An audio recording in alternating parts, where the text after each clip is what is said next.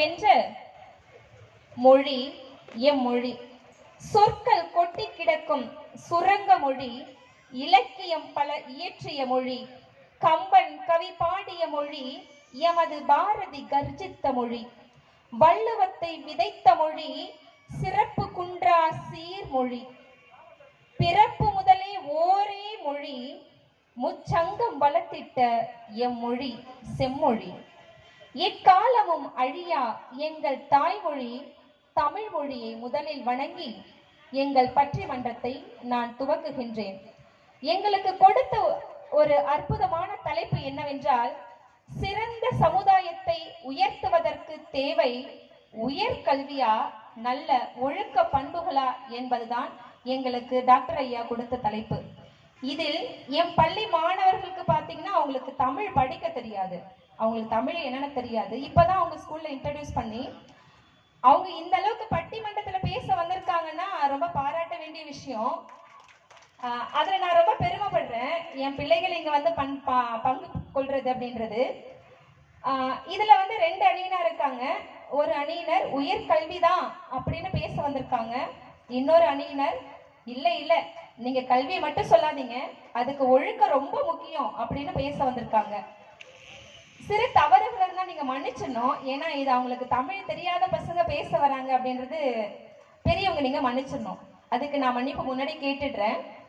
இதுல உயர்கல்வி அப்படின்ற பேசுறவங்க என்னுடைய இடது பக்கம் இருக்கிறவங்க, இல்ல இல்ல ஒழுக்கம் தான் முக்கியம் அப்படின்னு பேசுறவங்க இந்த வலது பக்கம் இருக்கிற மாணவர்கள்.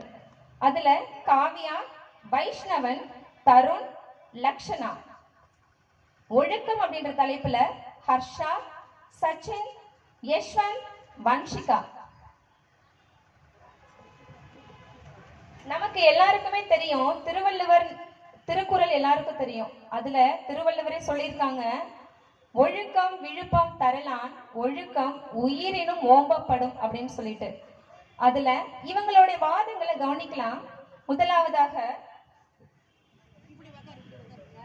ஒழுக்கமே அப்படின்ற தலைப்புல பேச வராங்க ஹர்ஷா. கரம் குவித்து அவர்களை மகிழ்வித்து வரவேற்போம். பார்மா.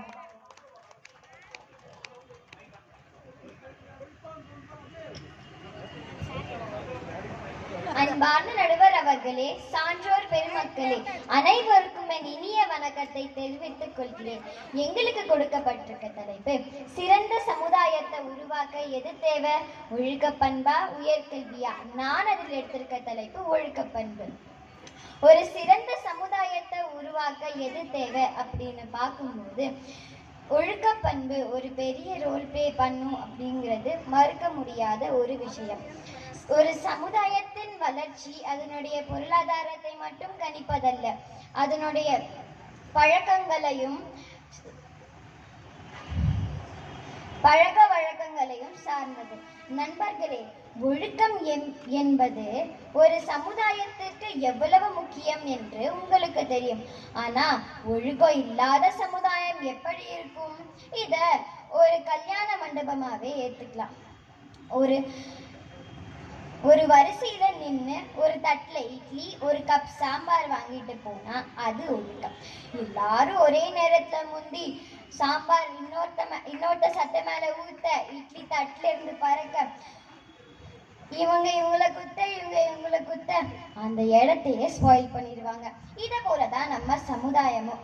இன்றைய காலகட்டத்துல ஒழுக்கம் கொஞ்சம் குறைஞ்சிடுச்சு.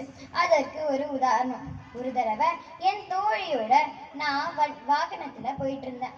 அப்போ அவ சிக்னல்ல நிறுத்தாம போயிட்டா. நான் ஏன்னு கேட்டபோது அவ சொன்னா, ரெட் கலர் என்னோட ஃபேவரட் கலர், அதனால தான் நான் அங்க நிறுத்தாம போயிட்டேன் அப்படின்னு சொன்னா. இப்படிலாம் இருந்தா எப்படிங்க ஒழுக்கம் வரும்? நண்பர்களே, எங்க தாத்தாவுக்கு தாத்தா, அதாவது எங்க கொள்ளு தாத்தா, எங்க தாத்தாவுக்கு டேய் ஒழுக்கம் தான் முதல்ல, அதுக்கப்புறம் எல்லாம் தானா வரும் அப்படின்னு சொன்னாரு. எங்க தாத்தா இப்போ எங்க அப்பாக்கு டேய் ஒழுக்கம் தான் ஃபர்ஸ்ட், மற்றதெல்லாம் தானா வரும் அப்படின்னு சொன்னாரு. இப்போ எங்க அப்பா எனக்கு ஒழுக்கம் தான் ஃபர்ஸ்ட், மற்றதெல்லாம் ஆட்டோமேட்டிக்கா வரும் அப்படின்னு சொன்னாரு. இதுல இருந்தே தெரியுதுல ஒழுக்கம் தான் ஃபர்ஸ்ட்னு. இவ்வளோ நம்ம திருவள்ளுவர் தாத்தா நமக்கு சொல்லியிருக்காரு, ஒழுக்கம் விழுப்பம் தரலான், ஒழுக்கம் உயிரினும் ஓம்பப்படும் அப்படின்னு சொல்லியிருக்காரு. ஒரு மனிதனுக்கு அவனுடைய உயிர் எவ்வளோ முக்கியம், ரொம்ப முக்கியம்ல. அதை விட முக்கியமா நம்மளுடைய ஒழுக்கத்தை சொல்லியிருக்காரு திருவள்ளுவர். இதன் மூலம் ஒழுக்கம் ஒரு மனிதனை மேம்படுத்தும் என்பதை தெளிவாக புரிகிறது. வாய்ப்பளித்ததற்கு நன்றி பாராட்டி விடைபெறுகிறேன். நன்றி. நன்றிமா. அற்புதமாக உனக்கு தெரிந்த கருத்துக்களை அருமையா சொன்னீங்க. அருமை. அது உண்மைதான். நமது திருவள்ளுவர் குறள் 134 என்ன சொல்லியிருக்காங்கன்னா, கற்றதை கூட மறந்து போச்சுன்னா திருப்பி நம்ம கல்வி என்பது எந்த வயசுல வேணாலும் கத்துக்கலாம். ஒழுக்க பண்பு ஒரு தடவை கெட்டு போச்சு அப்படின்னா அதை வாழ்நாள் முழுக்க மீட்டு வர்றது அப்படின்றது